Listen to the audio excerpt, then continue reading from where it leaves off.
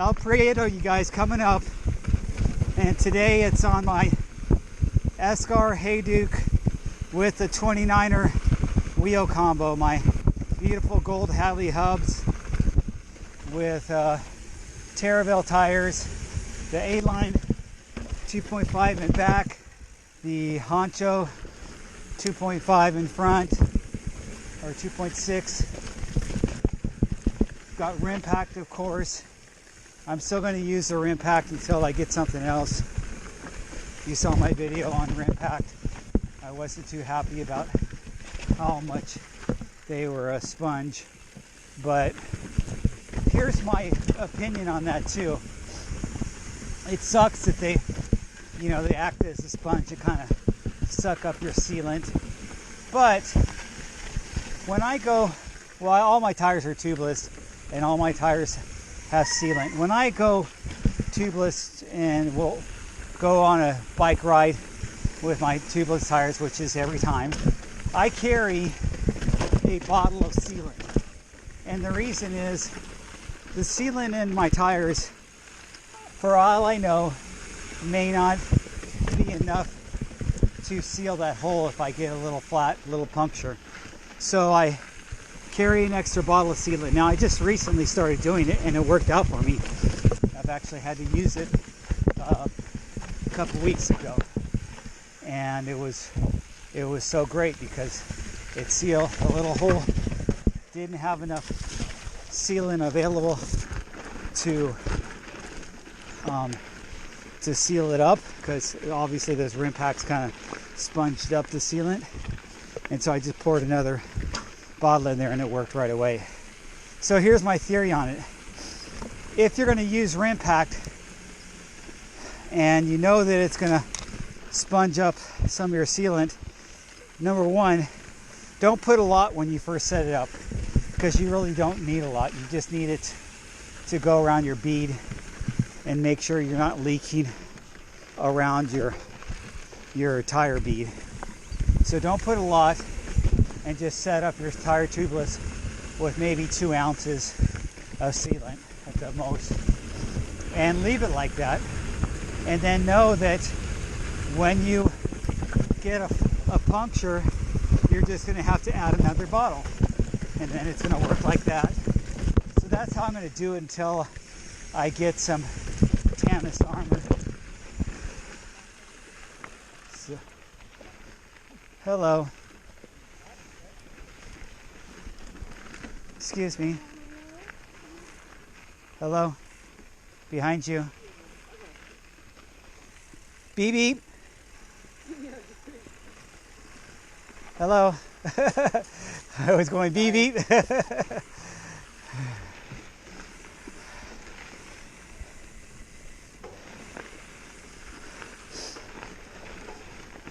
So like I said, there's people here that are hiking. It's going to get dark here pretty soon. As you can see, I'm not sure how well this camera holds in a light, but I've got clear lenses on my goggles, and I noticed it feeling a little bit dark right here, and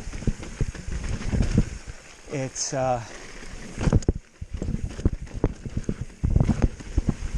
it's really dark when you get under the trees. So we take it easy.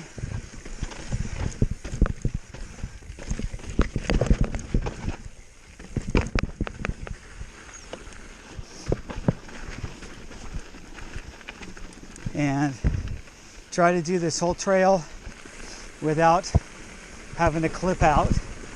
I made that tight switchback. That right-hander is probably the tightest switchback.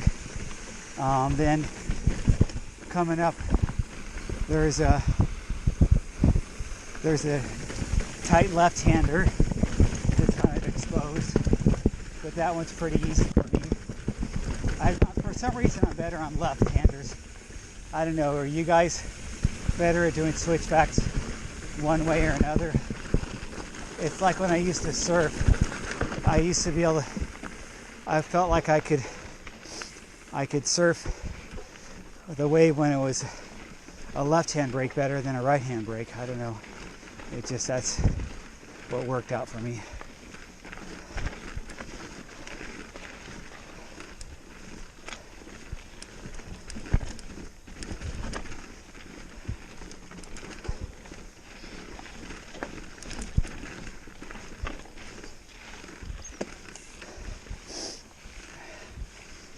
Oh yeah.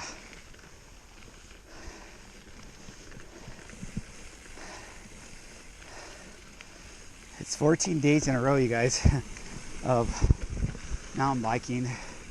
The first 8 days on my single speed,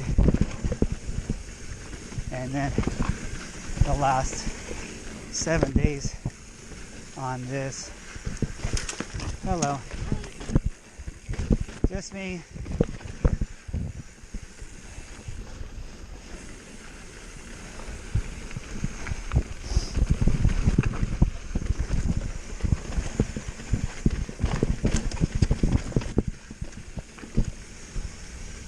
See what I mean about hikers?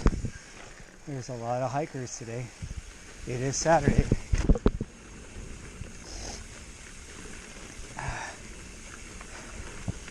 They're going to be coming down. Those last two hikers that I passed and the one before that, by the time they will hike it all the way out, it will be dark for them.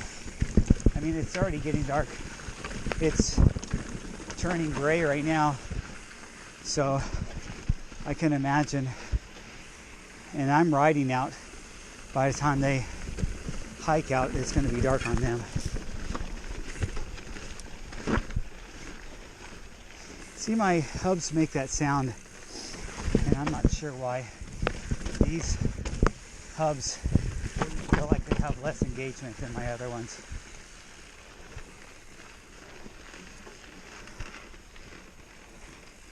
Hello. It's going to be dark on you guys. Yeah.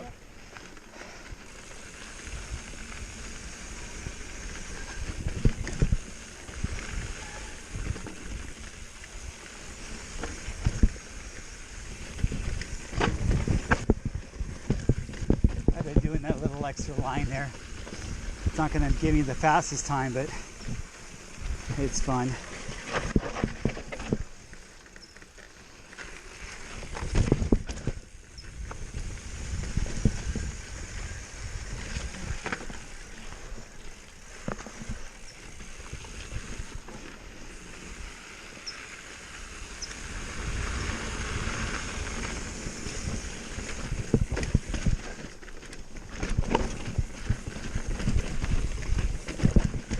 This is where those 275 plus really feel stable.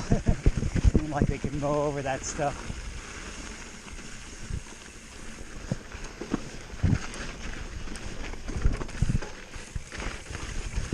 Hear how I have to kind of ratchet it right there? That's where you want your hubs to have quick engagement, and you have to kind of ratchet it up to a little technical climbing area. Because as for me, I don't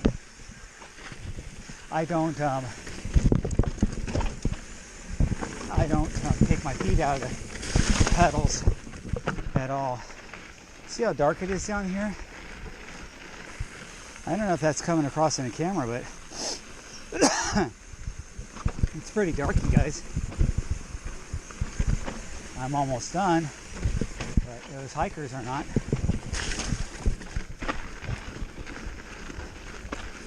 I've come down this at night many times.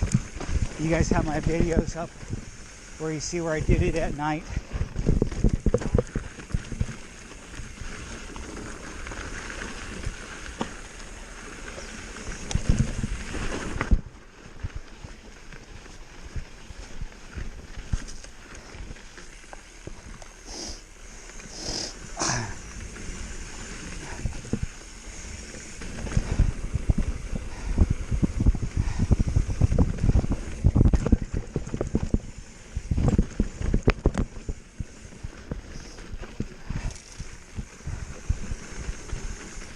So I haven't mentioned this before on any of my videos, or maybe I haven't, I forgot, but I plan on moving out of California, and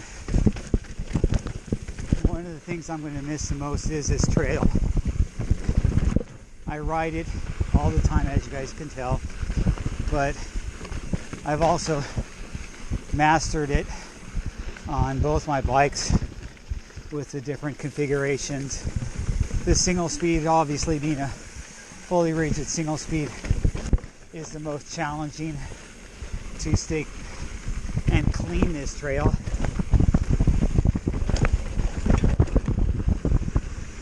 So you guys that watch my channel realize that I don't edit anything, and I don't go back and add music or anything like that, or add any titles.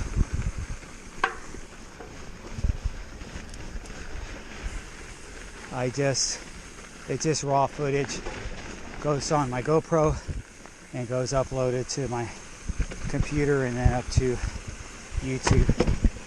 And that's just how I've done it since the beginning, and it's what I've had time for.